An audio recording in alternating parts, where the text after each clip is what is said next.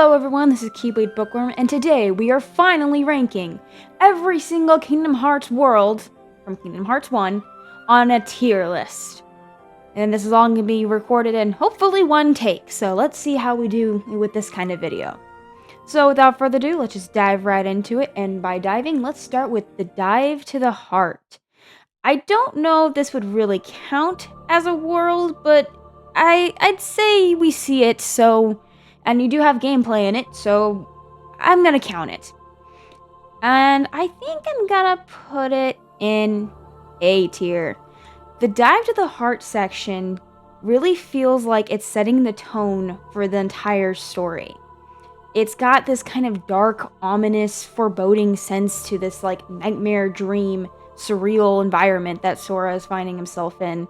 And you wouldn't think you'd find something like this in a Disney game. But it works. It shows the different Disney princesses and foreshadows them, and you don't really know what these guys are if you're playing it for the first time. You're just like, oh, the Disney princesses are just on these stained glass windows for some reason, because I guess they had to put the Disney part into this opening sequence. But it's actually some great foreshadowing for the Princesses of Heart later on. And on top of that, it really, again, just sets the tone for the whole game in a sense that this is a Disney game, but the world's ending, dude. It's ending, and we've got to save it from the darkness. So I give it a solid A tier for just the vibes alone. And I mean, come on, who doesn't love Destati? It is one of the best tracks in the entire game series, in my opinion. It's one of the greatest ones that Yoko Shimomura has done, and I still love it to this day. Moving on, we have Destiny Islands, the definitive tutorial worlds. If you don't really count Dive to the Heart, I mean, you kind of learn basic stuff there, but Destiny Islands is really where it is set in that this is a tutorial world. It's going to show you kind of what to do and so on and so forth. So with that being said, I'm going to put it, unfortunately, I don't think I can put it in A, but I'm going to go in a high B.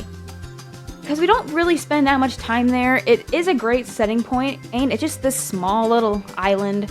Well, it's actually a group of islands. A small group of islands that the kids, Sora, Kairi, and Riku, have grown up on. They've known it their whole lives, but it's small. They don't want to be there anymore. They want to go out and explore, and it really feels like this kind of homey place that just feels safe and calm.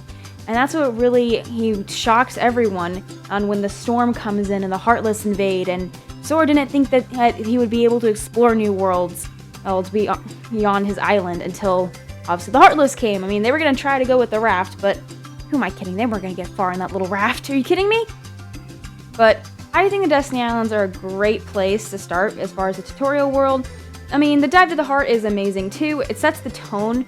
I feel like I feel like the Dive to the Heart sets the tone for the kind of more darker fantasy, Final Fantasy kind of elements that Kingdom Hearts has, where Destiny Islands kind of brings that more Disney, not that we haven't seen a lot of the Disney characters yet, but it feels kind of that more like opening to a Disney movie, where everything's kind of peaceful, we meet our heroes, everything's fine, and then of course we see Ansem in the secret place, and he's talking all kinds of nonsense, and then all the Heartless come in, and it just feels like that kind of opening to a Disney movie before basically all hell breaks loose. So, a great world. We don't spend that much time in it, so I can't really rank it any higher for that, but it's great. And we also get some Final Fantasy cameos in there too, which is kind of nice. So moving on, we have Disney Castle, which I was tempted to not put in this ranking because you technically can't go there and only see it in one cutscene with Donald and Goofy. Well, maybe one or two, but basically the only time you see it is when Donald and Goofy are in Disney Castle. So we can't physically go there. But, fun fact, if you look at the original trailer for KH1, you can actually see Sora running through Disney Castle. So at some point, they were thinking of putting it into the game, but they unfortunately just cut it. And that's kind of what I think is why there's still the Disney Castle world icon on the map, even though we can't actually go there, because they were originally going to have us go there, and we don't in the final game. So, unfortunately, I can't really say much about this world, considering we only see it in cutscenes, That being said, though, it wins on the Disney vibes. This is for sure Disney Castle. It is basically just a Disneyland castle. Well, at least from the outside appearance, it kind of resembles a little bit of Cinderella's castle from Disney World, with a little bit more kind of that Toontown style to it. And I absolutely adore that they chose to use the Mickey Mouse March as this world's theme. It's just like perfect, and I love it so much. And I love that there's the brooms from Fantasia that kind of roam around the castle. We only see these guys like once. The vibe of it is definitely there. This is for sure Disney Castle. There's no denying that. And yeah, it wins on the absolute Disney vibes of it for sure. But yeah, unfortunately, I can't really rank it very high. So I'm gonna go ahead and throw it probably low B. It probably is gonna be one of the lowest B ones. I don't think I have the heart to put it in C. But we only see it once, and yeah. Though I will also say, the gummy hanger with the little robotic hand things gives me so much nostalgia because they remind me of the hands in the Mickey Mouse Clubhouse. Does anyone remember Mickey Mouse Clubhouse and the hands that move through the clubhouse? That's what that reminded me of, and I don't know if they were taking inspiration from it, but I love it. I love it. And now we get to Traverse Town. If we're talking just pure vibes, this town's theme is so cozy and so relaxing, I could just listen to it on repeat. It is so comforting to listen to this song. And this is definitely going to be our first S tier. The whole concept of Traverse Town is this safe haven for people who have lost their worlds. And it really feels like just this comforting little kind of town vibe that anyone who has lost their worlds, they can just come here and feel safe. I mean, safe to a degree. The Heartless are still running around the second district like crazy. But it's such a comforting world and a great hub world from all the bad stuff that's going on in all the other worlds. We go to all these Disney worlds and meet all these great Disney characters, and they're all nice and stuff, but it's always nice to come back to Traverse Town when we want to, and it just feels like this little safe haven for Sora, Donald, and Goofy. We come back to Traverse Town multiple times. You come back after the first 3 initial Disney worlds. You come back after the first trip to Hollow Bastion.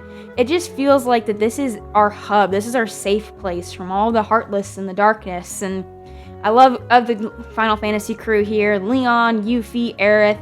Again, I didn't know who any of these people were, but they were great. I feel like they really kind of just adopted Sora, especially Leon. You just feel like he kind of adopted Sora.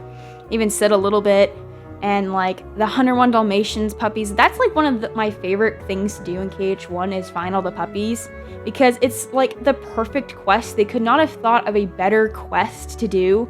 I mean, it's not really a side quest, but just the perfect collectible things to pick up are all these puppies that have been just scattered around the worlds, and you have to bring them back and fill up the Dalmatian's house. And I love that as you do it, you see all these puppies running around, and you can just walk through the house, and there's some on the TV and some under furniture, and it's so great. And yeah, what can I not say about Traverse Town that hasn't already been said? It's an amazing world. And I have to also say Merlin's house is also great.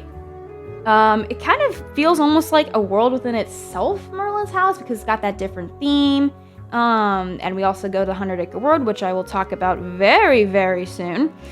But again, we have Merlin there and the Final Fantasy crew, and it is just by far one of the best original worlds in the entire series. Hands down. I will say it's probably not my favorite original worlds in the entire series. That goes to something else that we'll probably talk about in the next world ranking video, which won't be for a while because we still have a lot of games to get through. But Traverse Town is by far one of the best hub worlds, one of the best worlds in the series, and I love it to death. Moving on, we have our first Disney World, Wonderland, and I'm gonna throw it in C. Look, it's nothing against Wonderland. I just feel like there's just something I don't get with Wonderland. And maybe it's just me. I mean, I love Wonderland. I love Alice in Wonderland. It's a really amazing book, an amazing kind of just world and designs that just Wonderland is. But God, God, I feel like they really missed the mark with this. And again, this is the first game. I will give them slack for it. But we missed so many characters in the movie that didn't end up in here. We only see really the Mad Hatter and the March Hare on like this cardboard cutout thing. We don't see the Walrus and the Carpenter. We don't see Tweedledee and Tweedledum. We barely see the White Rabbit. I just feel like they missed a lot of the stuff that was in the Alice in Wonderland movie that just didn't end up in the world itself. The Queen of Hearts stuff is great. I mean, you can't have an Alice in Wonderland world without the Queen of Hearts. I'm sorry, that's just a given. And of course, the Cheshire Cat is another big one. But I just feel like something was missing with Wonderland. Like, we got the Upside Down room, which was kind of a fun one to explore. I think that's probably I prefer exploring the Upside Down room over the Lotus Forest. I just kind of feel like that was just okay, I guess. And I also missed the Caterpillar. We didn't get the Caterpillar in there either. But, I mean, Alice in Wonderland as a movie didn't really have, like, a solid plot. I mean, it did and it didn't. Alice is just trying to get home and she just kind of runs into random people along the way. So trying to work that into a world, I can see why they kind of went a more an original route and just had kind of the characters messing with Alice, and then we kind of just get thrown into the mix of everything. I will say, though, the boss fight against Trickmaster is really cool. Trickmaster is a great design, his original design, not his green and pink design. I don't like that design. His black and red design is 10 times better. It looks just like the black and red suits of cards, which is 10 times better. I think he just kind of melts in the black background with the pink and green stuff. But I just don't know on Wonderland. Something with it. It may just be me personally, but I just feel like Wonderland missed the mark somehow, and I don't know what it is about it for me, but not my favorite world in KH1, and definitely not my favorite in the series. Moving on to one that I definitely enjoy is Olympus, which I think I'm gonna put in A. I think I'm gonna put it in A. Olympus, as I've already mentioned before, comes back so many times, it's ridiculous. There's not that many KH games that do not have Olympus in it. But I feel like KH1 really did Olympus pretty solidly, even though it's a very, very small world and probably the smallest one out of all of these worlds in KH1. It's literally like 3 rooms. 4, I guess. No, 3 rooms. You got the outside, you got the lobby, and then you got the Coliseum. So literally 3 rooms. But the concept of this being a world that you can't complete right away is actually really nice. And I like the different tournament style things to help you kind of test your strength. It really kind of helps embody that when Sora first comes here, he's a rookie. He doesn't really know what he's doing. He's not that powerful. And Donald and Goofy, for that matter, aren't really that powerful either. And so after you fight Cerberus, which is a great boss fight, I couldn't think of anything better for Olympus other than fighting Hades, but Cerberus is just a giant monster that you have to fight, and I just love it. But that you have to fight this giant dog, and then you have to leave because he trashed the place, and so we can't do much while they're doing repairs. So we go off, level up a little bit, explore some more Disney worlds, and then Chip and Dale give us a little call. Oh, there's a new tournament being held in the Coliseum. And you can come back and then just take on these new challenges, and they're a little bit more challenging than the last one. And by the time you finish Hollow Bastion, you have access to the Hades Cup, which has some of the most challenging fights in the game. And on top of that, you also have the different hint mystery matches, like going against Sephiroth from Final Fantasy VII and the Ice Titan, which are secret bosses.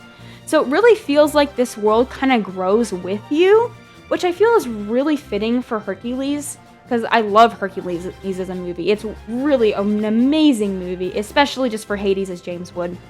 James Wood as Hades is incredible, and Hercules is an incredible movie. And Hercules as a hero went from 0 to hero, and it kind of feels like Sora does the same thing. He goes from 0 to hero, and as you kind of progress through the game, you can also progress through the Coliseum and go from being a rookie to being a junior hero. Thanks, Phil. We're trying our best here. But I really think Olympus is great here. I think it does get better as the series goes on, but for a first start, this is definitely a great start, and I absolutely adore Olympus. And now we get to Deep Jungle, the infamous I don't know where to go world. And yeah, I do like it more than Wonderland, but I'm not going to rank it very high. Tarzan is a weird world, I feel like. or a weird movie to do a world based off of, because Tarzan as a movie is actually pretty dark. It's nothing like Hunchback of Notre Dame, but it's really kind of a sad story. I mean, the opening sequence has a baby gorilla being murdered by a jaguar. Like, within the first 5 minutes, there's death. And then, a little bit later, we find out Tarzan's parents have been killed by that same jaguar. So, but for what they did, I think they actually did pretty dang good. I mean, the world itself is basically just exploring the jungle, and yeah, I will admit, it is definitely a beginner's trap, not knowing where to go, but I feel like all the worlds have a bit of that in there. Wonderland was also kind of infamous for being a little bit of, I don't know where to go, but I feel like Deep Jungle is the one that gets to hate the most because of the vines and falling over and over again and not really knowing which vines go where and which treetops go where, or how to get back to the treehouse when you need to get to the treehouse, or the climbing trees. But I think overall, it's not bad. It's not a bad world. I think it just gets a bad reputation. As far as, like, the boss fight goes, Clayton, it's a cool concept, and I do actually really like the chameleon, but it definitely feels like it's one of the weaker bosses, in my opinion. Not by strength, though. That dude who freaking packs a punch. But it's definitely not my favorite. I like the design of the Heartless, or the Stealth Sneak, but it's not my favorite boss fight, for sure. But overall, I think it's a pretty solid world, even if it's kind of weaker compared to some of the other ones. I don't think it deserves a whole lot of hate, but I also am kind of glad we only got to see it once. I wouldn't really want it to come back, and it can't because Edgar Rice Burroughs' estate basically said, screw you to the Kingdom Hearts fans and Disney, because we're gonna keep Tarzan locked away and not let you use it ever again. So, Deep Jungle, great world, not perfect, but hey, you had to make do with what you had to make do with. Tarzan's a hard one to work with, in my opinion. So, going back around to Traverse Town, we get to the 100-Acre Wood. And am I biased to rank it above Hercules? Maybe? Look, I love Winnie the Pooh to death. It's such an adorable, like, just peaceful place. I've said this before, but, like, Traverse Town is great. It's, again, a safe haven, but it's not completely safe. The Heartless are still roaming around and causing trouble. But the 100-Acre Wood is truly a place that is safe. It's peaceful. There's no Heartless. There's no darkness, no enemies, except for the bees. And, like, it's just a world that you can just relax in. You don't have to worry about combat. You don't have to worry about fighting. You just have to worry about blocking Tigger from stepping on the carrots, or getting Pooh out from Rabbit's house because he ate too much honey and got stuck, or trying to get up to some more honey with the balloons. And I just think I just referenced the wrong minigame. And I will say the minigames aren't the strongest minigames in the series. I do think some of them are better than others. But as a whole, I think all the minigames are pretty good. And I like how there is just kind of a minigame world. I feel like a lot of newer games don't really have a lot of minigames anymore. They have more like just side quests, but I like that this still has like minigames, just little side kind of fun activities that you can do, and you could totally skip this world if you wanted to. And that's what's kind of great about KH1 is you don't have to do everything. And you don't have to go to the 100-Acre Wood if you don't want to. I probably won't agree with you if you just decide to skip over Pooh and leave him alone on that log to think for himself. But it's still there if you want to do it, and I love it. And come on, the relationship between Sora and Pooh is just adorable. Sora is definitely the Christopher Robin stand-in here. Christopher Robin really doesn't appear because, well, Sora kind of is him in this sense, in this universe. So yeah, I think the Winnie the Pooh deserves to be an A tier. 100-Acre Wood is just this beautiful world, and I mean, it's kind of perfect. It's just a perfect little getaway from the rest of the game, and yeah, I love it. Now we get to Agrabah, the city of mystery and enchantment, and based on one of my favorite movies from my favorite Disney movies of all time, I'm gonna probably, I know I said I love Winnie the Pooh a lot, but I think I'm gonna put, but Jafar. Okay, Winnie the Pooh wins over Jafar's boss fight. Let me back up a few steps though. Agrabah as a world is pretty dang cool. I like jumping around kind of the buildings and stuff. It really feels like you're kind of like Aladdin in the opening where he's singing One Jump Ahead and just kind of bouncing from rooftop to rooftop. And it kind of feels like they were mimicking that when you have to open up the different gates to get around Agrabah. My only gripe with Agrabah is that it feels very linear. Or at least the town part of it does. It feels like everything's just a straight line. And Agrabah doesn't feel like that in the movie. It feels like it's meant to be kind of these back alleys and all this other kind of hidden passages and highways and stuff. But they kind of do this with the levels of the buildings and stuff. But it feels still very linear. You're just kind of going in a straight line forward and a straight line back. As for the Cave of Wonders, though, the Cave of Wonders is a great place. It doesn't look anything really like the movie, but I mean, we only get to see like the treasure room, the staircase, and then the room where the lamp is. But they kind of took some of the elements and the look of the Cave of Wonders from the movie and kind of expanded on them here. I also kind of like how the Cave of Wonders is booby-trapped with like boulders and stuff, which is kind of fun, and that we also have to escape from the Cave of Wonders as it collapses after defeating Jafar. And now we also have to address the giant elephant in the room. Jafar's boss fight sucks. I'm sorry. His first phase feels more like a threat than his genie phase. And his genie phase is fine, but it's just kind of, I don't know. It's just like, it feels like it's supposed to be really big and intimidating, but the fight itself is not that hard. All you're doing is chasing after Iago and beating him with your Keyblade until he gets tired, and then you gotta beat him up and destroy the lamp. And yeah, I get it. You can't hurt a genie. You have to go after his lamp. But man, I still absolutely wish we got to fight him in his snake form. I get why they wouldn't do that, because then you'd be fighting two basically giant kaiju creatures over and over again. Or back to back. You go from a giant snake and the giant genie. And out of the two, I feel like the genie is the one that they would pick because it's a little bit more iconic, even though I feel like his snake form's pretty iconic too. But, I mean, the world itself also kind of went a little bit different than the movie did.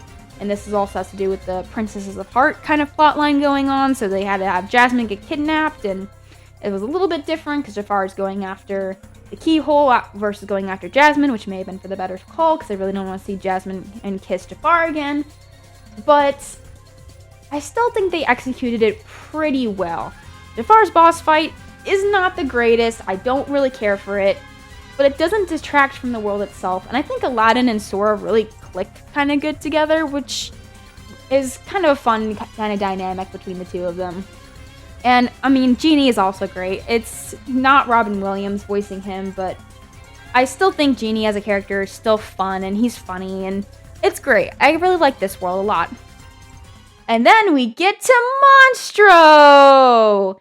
I'm gonna give you guys 3 guesses as to where you think he's gonna go. Yeah. I'm sorry. If Deep Jungle was really confusing, Monstro is like the boss of confusing, okay? I, to this day, still cannot get through Monstro without getting lost. Deep Jungle, okay, I may get turned around once. Monstro, legit, I cannot get through this world without getting lost. And I don't think I'm the only one that can agree with this. And I just, oh man. The concept of being swallowed by a whale is cool. Like, the whale just is in space and just happens to swallow the gummy ship. I'm not really sure how this giant whale is surviving in gummy space, but I guess I can't complain. The concept is cool, but then when you realize you're just kind of running around the innards of a whale, it kind of just feels like, yeah, this isn't nearly as cool. It's just all the same kind of rainbowy colored rooms that literally all look the same. Minus the mouth, which is probably the most interesting looking place because it's just the mouth. And we have Geppetto's ship and this wood that's kind of stacked up all over the place. And yeah, there's not a lot to say about Monstro. I like Pinocchio. That's a cool part, but I mean, you can't really have Monstro without Pinocchio and Geppetto, so there's that. It is kind of cool that we do see Geppetto and Pinocchio again, and that they actually managed to escape Monstro and end up in Traverse Town. Which is also kind of cool because they set up shop there and sell you more gummy parts, which is kind of cool. Or not gummy parts, sell you gummy blueprints. But yeah, Monstro as a whole is definitely by far one of the worst worlds, probably in the series. I think there's not a lot saving it. I know there's a trick to getting through Monstro, but God, he had such a beginner's trap. Like, I feel so bad for people who try to play this nowadays, or people who had to play it back then when there was no internet. It was just basically word of mouth. Like you're talking to the kids on the playground and you're like, I can't get past Monstro. Really? I'm stuck on Monstro too. Does anyone know how to get through this? And without the internet, there was no way to know. We would just kind of like, oh, hope somebody figured out how to get through there because you wouldn't know how to do it. Yeah, and Parasite Cage is a fine boss. It's just this Heartless that's got a mouth for a cage that traps Pinocchio. I will say it's cool we actually get to fight the first phase with Riku, even though he ditches us for the second phase and kind of becomes a jerk, but hey, character development, what can I say? But yeah, there's nothing much more I can say about Monstro. It's the worst, really, in KH1. It's probably one of the worst. And now for the next one, which is also water-themed, Atlantica! And I'm gonna throw it a little bit higher than Wonderland. This may seem like a little bit of a biased pick, but I actually kind of enjoy Atlantica. It's not the best world by any means. The controls for swimming still suck. They're not great. It's always clunky getting back into it. But I think Atlantica is a more interesting world to me than Wonderland, and is definitely more interesting than Monstro. I get that a lot of people would probably rank this lower, or even maybe below Monstro, just because of the swimming mechanics alone. But I also like Little Mermaid better than I like Wonderland, or Alice in Wonderland, so there's that. I like how Ariel is a party member for this, and she isn't a Princess of Heart, even though that was the original plan before they switched it to Alice. So it's fun to have a Disney princess be our sidekick over, like, Aladdin and Tarzan. So that's kind of a fun little twist. Unfortunately, this time around, we don't really follow the plot of The Little Mermaid, which is okay, I guess, but I kind of wish we did, but well, we gotta kind of make do for... The Heartless didn't invade the movies, so we have to kind of explain what's going on and make it work for the world. That being said, I love, and I talked about this in the video, I love how Triton calls us out because he knows that we don't belong here. No one else does this. None of the Disney characters know this out of any other worlds. It's more like, oh yeah, we're from out of town, or we're from, on the other side of the city, or some kind of excuse.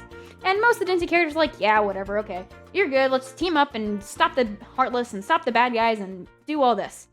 But Triton is not going to take any of that. He knows why you're here. He knows about the Keyblade. He knows what's going on. And he does not want you here. He wants to take care of his own problems. He doesn't need you guys.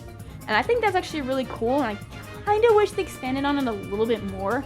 Like, maybe Triton just, is like, nope, you're screwed. We're going to lock you up in the dungeon. And you guys can stay there and here. And we'll let the Sea Guard or something take care, I don't know. Take care of the Heartless. And then Ariel busts us out or something, but for what it is, I still like that confrontation between Sora and King Triton on how you can't meddle in the affairs of other worlds. So you gotta leave them to do their own things, but Sora, Donald, and Goofy have to meddle in the affairs of the world in order to protect it from the Heartless, because most of the Disney characters don't know what these creatures are. They don't know what they're capable of, and I mean, yeah, the little guys are definitely dangerous, but, the big ones are especially dangerous, and if they're left alone and Sora, Donald, and Goofy don't do anything about them, they're gonna destroy the place. So, it's a really cool dynamic, and I really like it, and I kind of wish that some of the other worlds did something similar to this, but I kind of like that it was just the one time. But I wouldn't mind seeing it come back again. I think it would be kind of cool to see someone else kind of call out Sora and be like, hey, I know you don't belong here, I know what you are, I don't need you here, we don't need your help. I think it would be cool to see that again.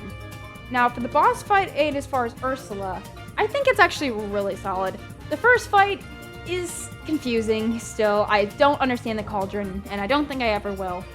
But the giant Ursula fight, that's how you do a big Disney villain fight. Let us actually beat up Jafar as a genie, and then let us, go after the lamp or something. But yeah, Giant Ursula And it's a good challenge against Giant Ursula, too. Like, little Ursula, okay, it's more like just an endurance test, trying to figure out how to do her cauldron and just kind of stay away from Flotsam and Jetsam. And while she's spinning around and doing all this stuff. But the Giant Ursula fight, oh, she cranks it up to 100% for that fight and is going all out. Lasers, bubbles, like she's not holding anything back. And I think it's a great, great Disney villain and boss fight. But yeah, I think that it's a pretty solid world. I just can't rank it higher because of the swimming mechanics. It's very, very clunky to use, and it's so clunky. And I feel like you can also get really lost in this world too. But I feel like I could put it in B tier. I just don't think I can because of some of the negatives. But I do really like this world. But I just can't put it in B tier. Next up is Halloween Town. And I am putting it... Do I put it above Dive to the Heart, though? Do I go vibes for Kingdom Hearts or vibes for Disney Worlds? I don't think I can put it above Dive to the Heart. We're going to put it above Winnie the Pooh, though. Sorry, but Halloween Town is cooler. Halloween Town is by far wins by just the aesthetics. I love it when Sora, Doll, and Goofy change costume. And I didn't really touch on that in Atlantica. I probably should have. But the different forms that they take for the sea creatures are kind of fun. But their Halloween Town designs?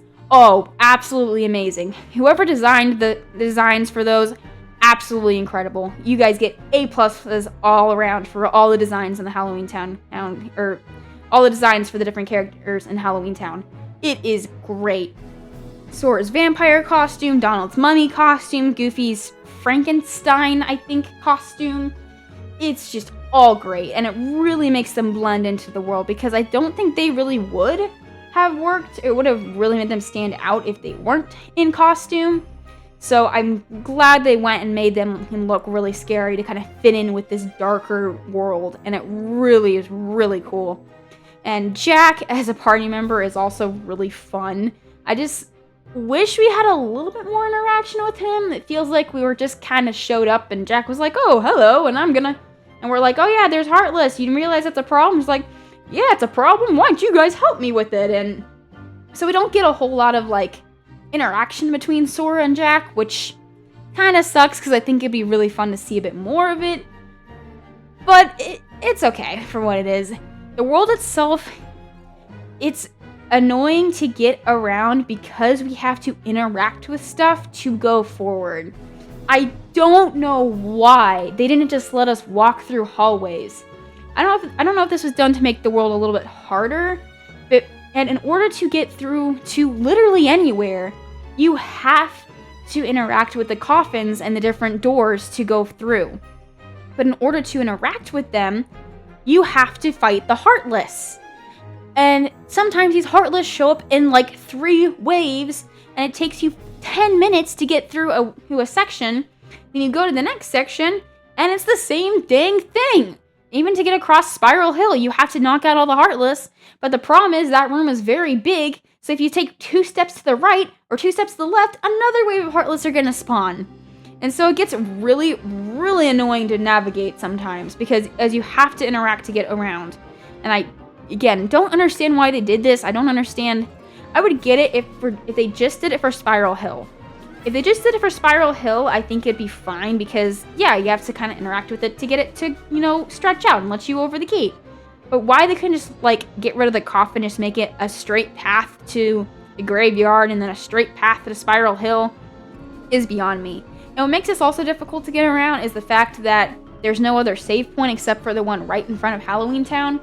So it's difficult to get anywhere. You have to literally run through the entire map to get to, like, Oogie's Manor. But I think the reason they did all this is to make this world harder.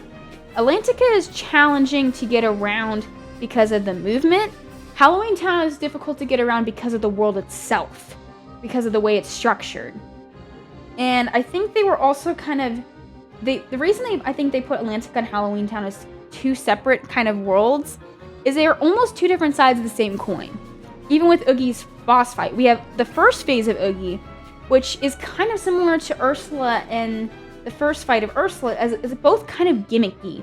We have the cauldron that we have to interact with to damage Ursula, and for Oogie, we have the spinning roulette kind of board that we have to press the buttons in order to get up to where Oogie is. And then after we beat them, and we have to go chase after them again to fight a bigger version of them. Unfortunately, where Ursula is a better villain to fight big, Oogie is not a better one to fight big. It feels like they didn't know what to do to make Oogie feel big compared to Ursula, because him growing ginormous and then the fact that we have to just kind of pop these purple like pimple things on him to fight him feels kind of like they just tacked that on just so that they had a big boss fight. I don't really know why they did this, because then there's also like the boss fight between Lock, Shock, and Barrel right before we fight Oogie the first time. So it's almost like we're going through 3 boss fights kind of back to back, which we don't really need, but I digress. Overall, Halloween Town feels like the most complete, like perfect Disney World. At least in KH1, in my opinion. It's got the aesthetics down really good. I wish we didn't have to interact with everything to get around. The costume designs are incredible. That's probably my favorite hit designs ever. And yeah, it's a great world. And probably my favorite Disney World in this ranking. Next up, we have Neverland. Or should I say Captain Hook's ship and Big Ben, because we never actually set foot in Neverland at all. So, false advertising? I think I'm gonna put Neverland in B tier. I don't think I can put it in A, unfortunately. And the reason for it is that, God, I wish we could actually go to Neverland. Don't get me wrong, exploring Big Ben is great, and Captain Hook's ship makes sense because that's where Riku is and Kairi, and we have to explore it to get Kairi free, and of course doesn't end up happening, so Riku takes off with Kairi and we're stuck on the Captain Hook ship. But the fact that we only get to really fly around Big Ben and then the tight confines of Captain Hook's ship sucks, because there's not a lot of room to fly in Captain Hook's ship. Sure, if you're on the deck and flying around the ship that way, it's kind of fun. And then Big Ben is obviously great. That's a great place to fly around in. But it feels like I wish that there was even a small island or something that you can fly out to. Because by the time you get the flying, the world's done. You only get the flying to fight Captain Hook. And then that's kind of it. And then you can come back and fight Phantom. And you're flying when you do that. But that's not also till like the end of the game. So there's that too. I think overall, though, I do actually really like Neverland. It feels like it's a great kind of turning point for the game, because this is the last Disney World before we go to Hollow Bastion and the kind of the end game stuff. And I like how Sora flies and he kind of reminisces that he wants to tell Kairi all about it and that she won't believe him. And this is where he also reunites with Kairi for the first time and kind of sees Riku turning bad. And the whole shadow fight is actually kind of cool, because as when Riku first takes his shadow or Sora's shadow away, he doesn't have a shadow for the entire world. If you watch his feet and stuff, he does not have a shadow. And then when he fight his shadow back in the captain's quarters, his shadow comes back. So that's a really cool attention to detail. And then Captain Hook's fight is probably one of my favorite boss fights in this game.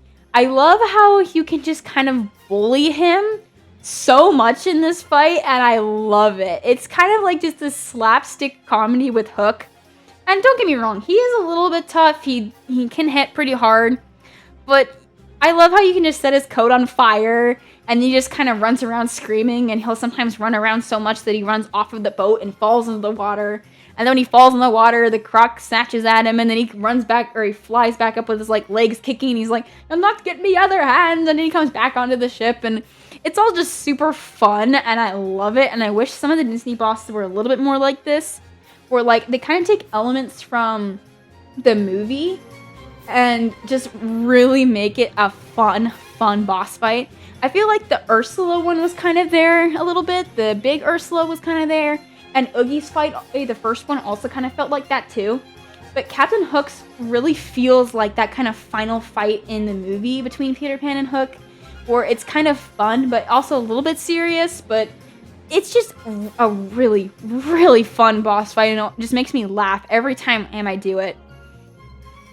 But yeah, I think overall it's a pretty great world, even if it's a little underwhelming in the fact that we don't actually go to Neverland. But also the Peter Pan kind of helping Sora, or gain the confidence and wants to actually fly. That's also really cool. And getting Tinkerbell as a summon is great because you're gonna need that if you're on crowd mode. So yeah, it's a great world, and I really enjoy it. I just wish it was a little bit better, just a little bit better. And now we get to Hollow Bastion, which is going to go in the top because this one is my favorite world in KH1, hands down. And I'm not doing this just because of the story stuff that happens there. I mean, that's a big part of it, but Hollow Bastion feels like I feel like it's, I said turning point, and it was in Neverland, but the turning point is kind of for the characters there. Sora and Riku are confronting with each other, and Sora realizes that Riku's not on his side anymore. And then we have Kairi. We see Kairi, and she's all kind of like that doll-like, and she's not responding. Where when we get to Hollow Bastion, it's really like when we first land down there, it's like, oh, this is kind of the end right now. We're approaching the end here. This is the bad guy's base. This is where all the Heartless are coming from and manifesting, and all this darkness is spilling out from. And it really feels that, and it doesn't ever let up. The Heartless here are ruthless. We've got the Dark Balls and the Wizards and the Shield guys that I can never remember their names. Like, all the Heartless here are strong. And it shows when Riku takes your Keyblade away and you're left with the wooden sword and have to rely on Beast's strength to keep you going. Because he's gonna be your tank and shield for that first initial run. And running around on the different levels of Hollow Bastion, from the basement and going through all the bubbles, and kind of that like sewer kind of system, even though it's not really a sewer system. And then we come out to like the gates and stuff, and we can look over at all like kind of these cloudy looking areas. Like the castle is so high up in the sky that we can't even see the bottom anymore. It's really, really cool. And the theme music is amazing. It's kind of mysterious, foreboding, just you don't really know what you're going to expect around the next corner, or what's going to be in this room, or like, especially when we're by ourselves with Beast, Ace, and Dawn and Goofy have taken off for the first time, and we don't know what's going to happen next. Is Sora going to be able to catch up with them, or what's going to happen next? It really has this mysterious vibe to it that I just love. And then, of course, we do catch up with Dawn and Goofy, and Sora says the iconic "My friends are my power" line, which is great. He gets the Keyblade back. We fight Riku in his little dark outfit, and then we continue on to the castle. We have the lift shop, and we're going through all the lift shop and trying to get all the way across up to the castle chapel. And then when we get to the castle chapel, we fight Maleficent. And the first fight against Maleficent is great. It's pretty good. It's, nothing too special. But then we get to the dragon, and oh, she got a power boost from that dark Keyblade. Hey, if Ursula and Jafar weren't scary, Maleficent Dragon is scary. She is by far one of the toughest fights in the game that's from a Disney character. She does not hold back. Her fire is brutal. She has a motherload of HP. And I feel like this is probably the perfect character to give a boss fight to, because it's such an iconic moment in Sleeping Beauty when she just gets so mad at Prince Philip. He's so close to Aurora, and then she shoots down to the bridge, and we just see this green fire erupt, and she's this giant black dragon. And it is just an amazing, amazing fight. It's a difficult one, that's for dang sure, but it's a great fight. Even though I said that Captain Hook's is probably one of my personal favorites, Maleficent is definitely next to it, because you can feel how strong she is. She is a final boss-worthy character, even though she's not really the final boss. It's great. And then we get to the Grand Hall, where we see all the princesses trapped and unconscious because their hearts have been stolen. And it's a great place when you first come there because you can see, obviously Sora doesn't know Snow White and Cinderella and some of the other ones, but he sees Alice and he can see Jasmine, and you can be like, just kind of reminisce on your adventures so far and be like, wow, that was Alice all the way back in the beginning of the game, and here she is trapped and we don't know how to wake her up, and Jasmine's over there, and we promised Aladdin that we'd bring Jasmine back, and we go up the stairs and see Riku again. Of course, Riku's not Riku, he's possessed by Ansem, and the fight against Riku Ansem is one of the toughest ones in the game. It's definitely brutal for beginners. And of course, after that, we get Sora's sacrifice scene, and it's still one of the most amazing scenes in this game. It may even rank it a little bit higher than the ending itself. He just I don't even know how to word it. He didn't hold back. He knew what he had to do, and he knew the risks, but he still did it with a smile on his face to save Kairi, no matter what. He didn't care what happened to him. He didn't care if he died. He didn't care if he would never come back. He wanted to make sure Kairi was okay and Kairi would wake up. And that is the perfect hero sacrifice, and it's an amazing, amazing scene. And I absolutely adore it. With Simple and Clean playing softly in the background, it's just a great, great scene. And then, of course, after that, we find out that he's okay. He's just this little heartless dude, and we run around as a heartless, which is kind of a fun little thing that I don't feel like a lot of people talk about. That, oh yeah, you actually get to play as a heartless very briefly in the series. You just run around as a heartless for like 5 minutes, and then you catch up with Kairi and Sora, or not Kairi, Sora, Donald, Kairi, Donald, and Goofy. And then Kairi saves him and brings him back, and yeah, all that. And then, of course, we come back to Hollow Bastion later because we have to leave. And then we come back and seal the keyhole, and after fighting Behemoth, and I'm not going to talk about Behemoth because you fight that guy way too many freaking times in this game, I swear to God. But overall, not even counting the story side of it, Hollow Bastion as a world, pure from a gameplay perspective, is by far one of the best worlds. It's just a good amount of confusing where you're not quite sure where to go, but you can kind of figure it out as you're going through.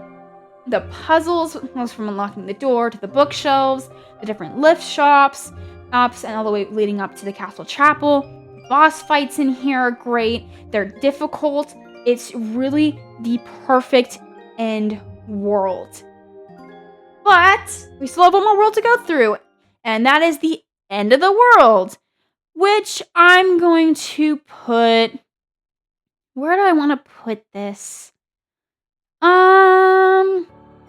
We're gonna rank it... No, I don't think I can put it that high. Do I like it better than Winnie the Pooh? Yeah, I think I'm gonna put it right there snugly in the middle, an A. Where I feel like Hollow Bastion succeeds better than End of the World is that you're kind of built, the whole series or the whole game so far was building towards Hollow Bastion. We saw a little bit of a glimpse of it with the sort of villain meeting, and then Riku meeting with Maleficent and seeing the Kairi and like the green cauldron thingy. And then Captain Hook tells us about Hollow Bastion, where Maleficent is. And it feels like that's the end world. Where the end of the world is the last final hurrah. And, oh gosh, the end of the world is hard. The Heartless there are, again, really brutal. As if the Hollow Bastion guys were hard, these guys are, like, on another level of hard. The Invisibles, the Angel Stars, the fact that we fight Behemoth way too many times here. And the world itself is actually pretty small if you think about it. We've got the first kind of open-y, watery area that's kind of got this invisible maze that you have to navigate through with the different chests that can give you some prizes, or they can be little boss fights with Behemoth, or little heartless waves that you have to get through. We've got that. Then we get to this kind of chasm canyon thing. It's got these kind of gummy blocks, like the worlds that have been like splintered, and these are all just fragments and stuff that remain from it. And then we go through that, and we end up down in the next area And then we also end up fighting Chernobog at one point. And Chernobog, I think, is a good idea. I don't know why they would kind of throw him in as like this sort of boss just kind of in the middle of nowhere. But I'm not complaining. I think it's a really cool idea. But I feel like he kind of worked better if he was a secret boss versus just kind of like another random boss to fight before we're like right there at the end of the game. But I digress. It's still cool nonetheless. Then after we get that, we get to probably one of my favorite rooms in the game, which are these rooms that show fragments of the Disney princesses' worlds. We see some destroyed cottages. We see some kind of painted looking trees and these kind of curtains and crumbled pillars. And we can tell that these are from Cinderella's world and Snow White's world and Aurora's world. And it really kind of sets in that these worlds are gone. There's nothing left of them. And of course, after we get through that, we end up into this final kind of gauntlet of just heartless swarms, swarm after swarm. And it really challenges you because they throw everything at you. Behemoths, invisibles, dark balls, everything all the strongest heartless they've got, they're throwing at you in just waves. And you're just slowly chipping away at this door. And through that door is the final rest and the last spot before this is the final. This is it. This is all that's left. If you go through this door, that's it. That's the end of the game right there. And I like how the final rest has this kind of calming peace to it. The rest of the end of the world is very dark and foreboding and kind of destroyed and broken in places. But then we get to this little final rest with the little kind of waterfall ripple little things and the save point. And it's also just really small in there. It's one tiny little safe haven from the rest of the end of the world that's spiraling out of control.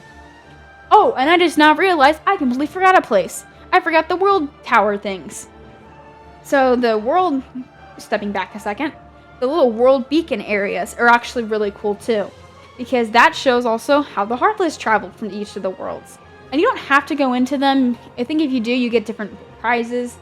But we can go to Wonderland and Traverse Town and Olympus and all of these worlds. And the Heartless there are really strong. It's all these Heartless that have been in the end of the world in these worlds.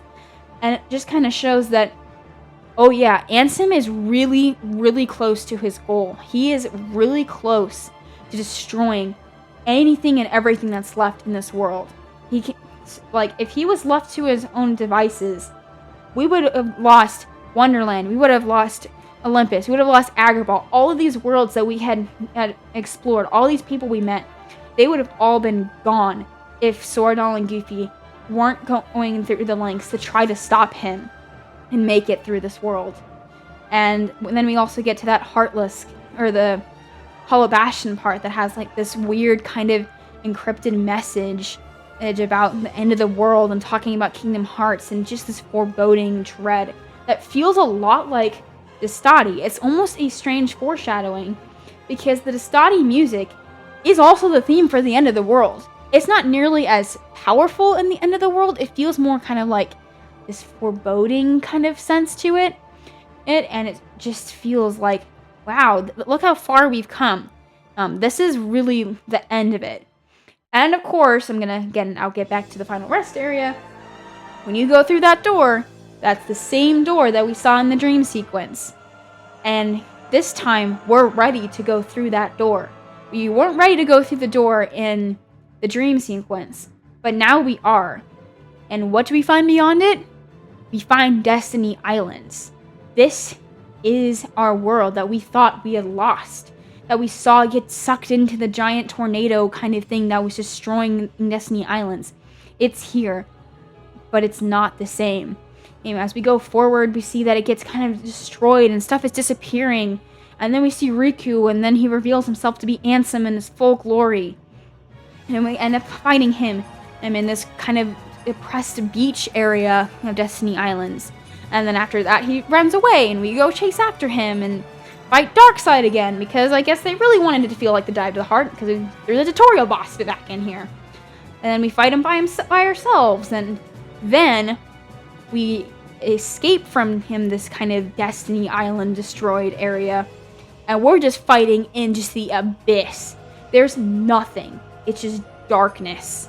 And of course, as Sora's falling through the darkness, Riku calls to him, and he flies back up. I don't really know how he does this. I'm just kind of guessing that Tinkerbell was just kind of sitting in his pocket and he's like, oh yeah, here's some pixie dust, I'm gonna make you fly. But it doesn't matter, it's awesome.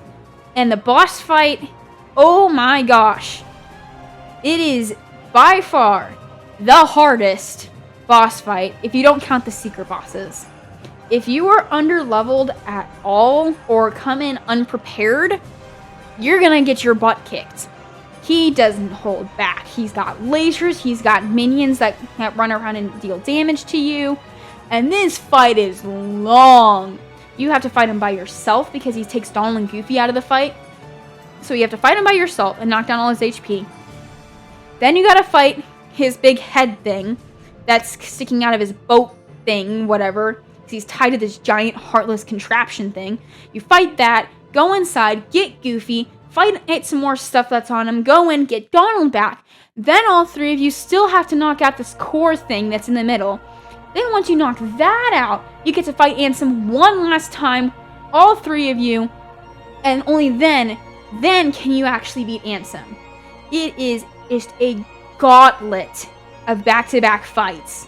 And, oh man, it is definitely one of the hardest gauntlets of fights in the entire series. But it is worth it because watching Ansem get destroyed by Kingdom Hearts' light is so rewarding.